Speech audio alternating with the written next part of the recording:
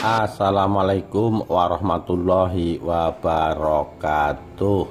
Rahayu Rahayu Sagung dumadi Sang Sengkuni dia Halayuda dan pentingnya kebijaksanaan Sang Prabu.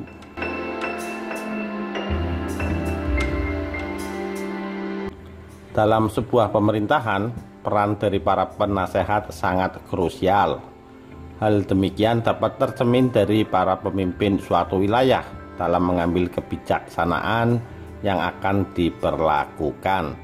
Ia harus berunding bersama para penasehatnya untuk mengambil keputusan yang sifatnya objektif dan dapat memberikan kesejahteraan bagi rakyat atau masyarakat wilayahnya.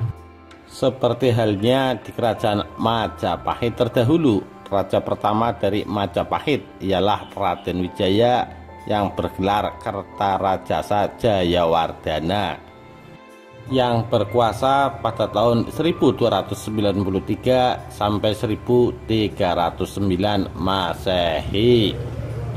Dalam perjalanannya merintis kerajaan Majapahit tidaklah mudah.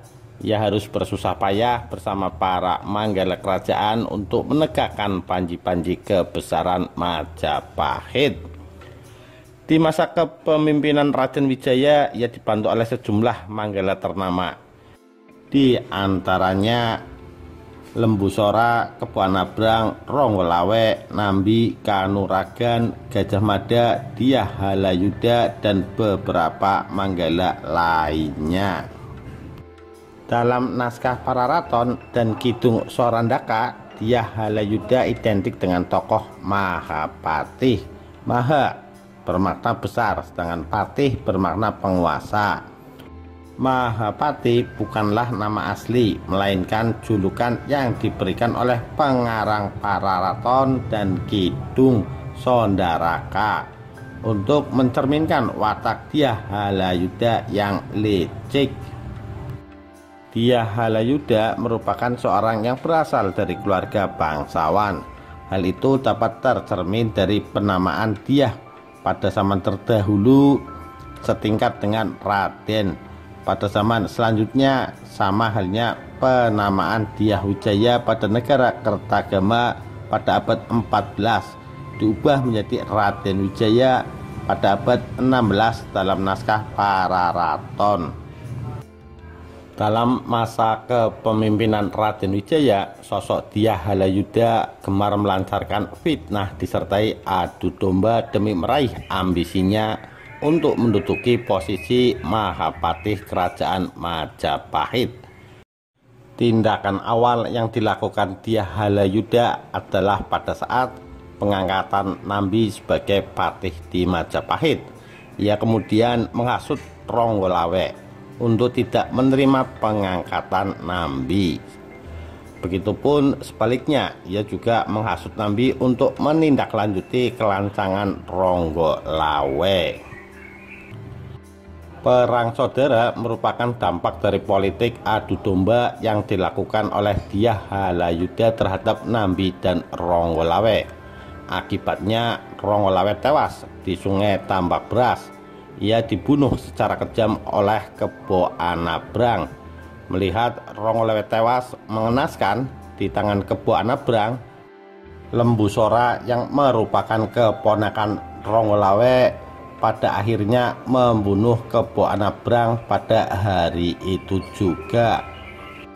Aksi kedua Dyah Halayuda terjadi pada tahun 1300 Masehi.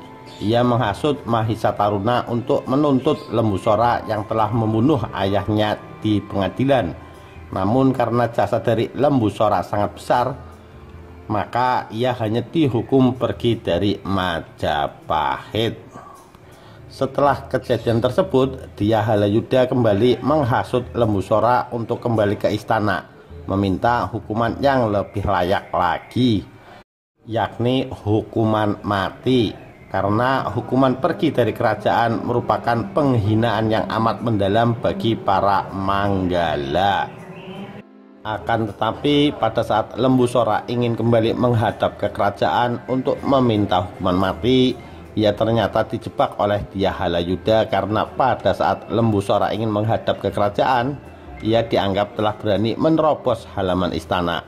Pada akhirnya ia tewas di tangan pengawal istana. Pertunjukan ketiga ada di tahun 1316. Nambi pada saat itu meminta izin untuk kembali ke Lumajang karena ayahnya telah wafat. Dyah Halayudha kemudian datang mewakili kerajaan Majapahit dalam rangka bela sungkawa. Ia memberi saran kepada Nambi untuk cuti untuk sementara waktu sebelum ia bekerja kembali di Majapahit. Nambi lantas berterima kasih kepada Dyah Halayudha yang telah mengerti perasaannya. Akan tetapi informasi yang diberikan kepada Raja Majapahit, Jayanegara, berbeda. Ia melaporkan bahwa Nambi tidak mau kembali ke Majapahit dan sedang mempersiapkan pasukan untuk melancarkan pemberontakan. Dalam Wiracarita Mahabharata, Sangkuni memainkan peran antagonis.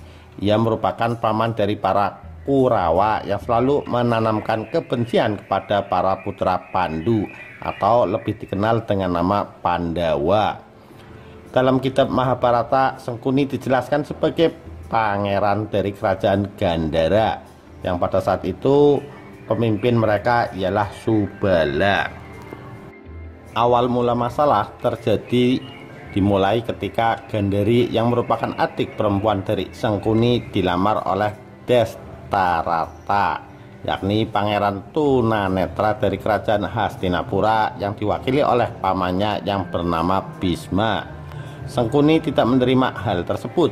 Ia tidak mau adiknya berada dalam takdir yang mengerikan. Menerima tawaran dari Destarastra.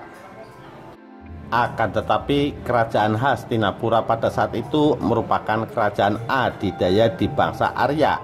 Sangkuni dan keluarganya menerima dengan sukarela. Karena Destarastra merupakan seorang pangeran yang tidak dapat melihat, maka Gandhari juga melakukan hal demikian dengan menutup kedua bola matanya dengan kain agar ia juga tidak dapat melihat, sama seperti suaminya. Sangkuni yang tidak menerima keadaan tersebut berniat menghancurkan kerajaan Hastinapura melalui politik adu domba antara anak Destarastra dan anak Pandu dengan memilih menetap di istana Hastinapura untuk mempermudah tujuannya. Dalam perjalanannya memimpin kerajaan Hastinapura, Destarastra selalu mengikuti keinginan dari anaknya, terutama Duryudana. Sementara pikiran dari Pangeran Duryudana telah tercermin oleh kebencian yang diajarkan oleh pamannya Sangkuni terhadap para Pandawa yang tidak lain juga masih merupakan keluarga dekat dari pihak Korawa. Suatu ketika Yudhistira yang merupakan kakak sekaligus panutan para Pandawa lainnya dianggap mengancam kedudukan Pangeran Duryudana sebagai pangeran mahkota kerajaan.